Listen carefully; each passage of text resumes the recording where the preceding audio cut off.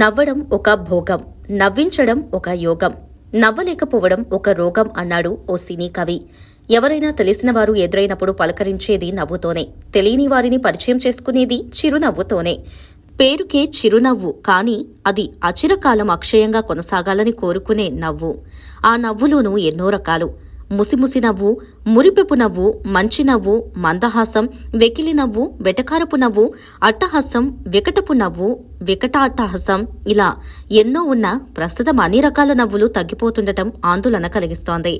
అనారోగ్య సమస్యలు, మానసిక సమస్యలను దూరం చేసే శక్తి నవ్వుకు ఉంది అనడంలో అతిశయోక్తి లేదంటున్నారు నిపుణులు.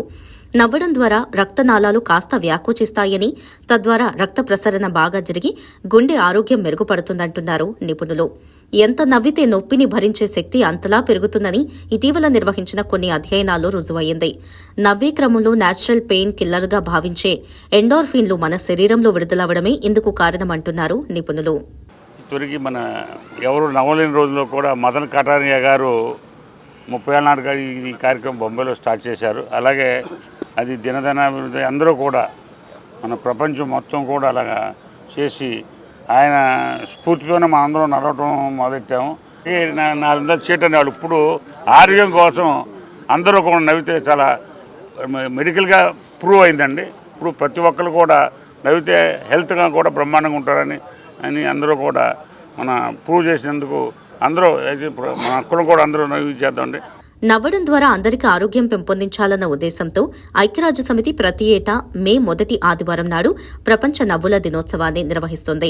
ఈ నేపథ్యంలో విజయవాడ వాకర్స్ అసోసియేషన్ ఆధ్వర్యంలో ఇందిరాగాంధీ స్టేడియంలో నిర్వహించిన ప్రపంచ నవ్వుల దినోత్సవ వేడుకలు ఎంతో ఉత్సాహభరితంగా సాగాయి.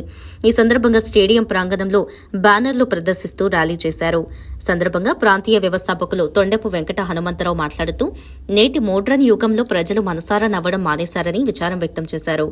నవ్వు ద్వారా ఆరోగ్యంగా ఉండవచ్చునని, ఇదే ఆలోచనతో నవ్వుల దినోత్సవం ఏర్పడిందన్నారు. నవ్వడం ద్వారా నరాల బలహీనత తగ్గుతుందని, మానసిక శారీరక ఆరోగ్యం పెంపొందుతుందని ఆయన వెల్లడించారు. నవ్వుతూ ఆరోగ్యాన్ని పెంచుకోవాలని, తద్వారా ప్రపంచ శాంతి రావాలని తొండెపు ఆకాంక్షించారు. అనంతరం లయోలా వాకర్స్ అసోసియేషన్ సభ్యులు రావి కృష్ణారావు మాట్లాడుతూ మనోజ కటారియా దేశంలో మొట్టమొదటి లాఫింగ్ క్లబ్ ముంబైలో ప్రారంభించారని గుర్తు చేశారు. ఆయన ప్రారంభించిన క్లబ్స్ ఇప్పుడు ప్రపంచవ్యాప్తంగా విస్తరించాయని తెలిపారు. ఈరోజు ప్రపంచం మొత్తం మీద నవ్వుల దినోత్సవం జరుగుతోంది. నవ్వుల క్లబ్లు 30 ఏళ్ల క్రితం బొంబాయిలో స్టార్ట్ అయినాయి. ఇప్పుడు ప్రపంచం అంతా 175 కంట్రీస్లో 25 క్లబ్బుల్లో లక్షల మంది ప్రజలు నవ్వి ఆనందాన్ని పొందుతున్నారు, ఆరోగ్యాన్ని పొందుతున్నారు. ఈ నవ్వుల యొక్క ఆలోచన ఏంటంటే, భగవంతుడు మానవుడికే నవ్వు ఇస్తే నవ్వటం మానేశాడు మోడర్న్ లైఫ్లో యాంత్రికంగా. కాబట్టి నవ్వుకితే కానీ మానవుడికి ఏ రకంగా దేవుడు కోరాడో ఆ ఆరోగ్యం ఇవ్వాలన్న ఒక డాక్టర్ గారికి వచ్చిన ఆలోచన ఈ నవ్వుల క్లబ్ల యొక్క స్థాపన జరిగింది. ఈ 30 ఏళ్లలో ప్రపంచం మొత్తం జరగడానికి అందులో క్లినికల్గా ప్రూవ్ చేసి దీనిలో పార్టిసిపేట్ చేసిన వాళ్ళకి ఆరోగ్యం బాగా నరాల బలహీనత తగ్గుతుంది, మెంటల్ అలర్ట్నెస్ వస్తుంది, జనరల్ హెల్త్ పెరుగుతుంది. మా దగ్గర డిప్రెషన్ వచ్చిన పేషెంట్స్ ఒక 3 నెలలు ప్రాక్టీస్ చేస్తే డోసేజ్ బాగా తగ్గింది, చాలా కంఫర్టబుల్గా ఉన్నారని ఎంతో ప్రిఫర్ అయింది. ఇది ఇక ఏడాది సెలబ్రేషన్ చేయాలని చెప్పి ఇంటర్నేషనల్గా యుఎన్ఓ డిసైడ్ చేసి మే 1 సండే ప్రతి ఏడాది మనం జరగాలనుకున్నాం.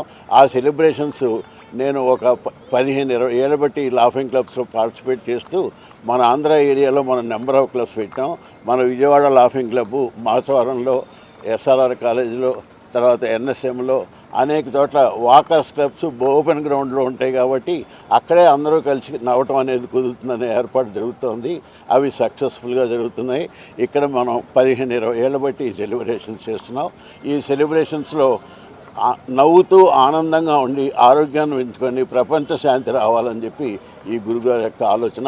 ఇది మనం మెయింటైన్ చేయాలని చెప్పి కోరుతాం. మరి వాళ్ళ ఇందిరాగాంధీ స్టేడియంలో ఉన్నటువంటి మా విజయవాడ వాకర్స్ అసోసియేషన్ తరఫున, అలాగే అన్ని క్లబ్స్ తరఫున, ఇవాళ లాఫింగ్ క్లబ్ తరఫున మరి వాళ్ళ మా వాకర్స్ దాంట్లో చాలా లాఫింగ్ క్లబ్స్ కూడా ఉండడం జరిగింది. మరి వాళ్ళు విశేషంగా మరి వాళ్ళ లాఫింగ్ గురించి ఒక ఫ్యూ వర్డ్స్ చెప్పడం జరుగుతుంది.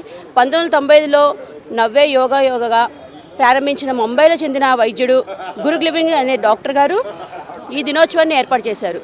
మొదటి ప్రపంచ దినోత్సవం లాఫింగ్ సందర్భంగా 11 జనవరి 1998లో ఆయన స్టార్ట్ చేయడం జరిగింది. మరి దాన్ని అప్పట్లో ఉన్న చలి ప్రభావం వల్ల దాన్ని 9 జనవరి 2000 నాడు డైనమిక్లో 10,000 మంది ఈ ప్రోగ్రామ్కి అటెండ్ అవ్వడం జరిగింది.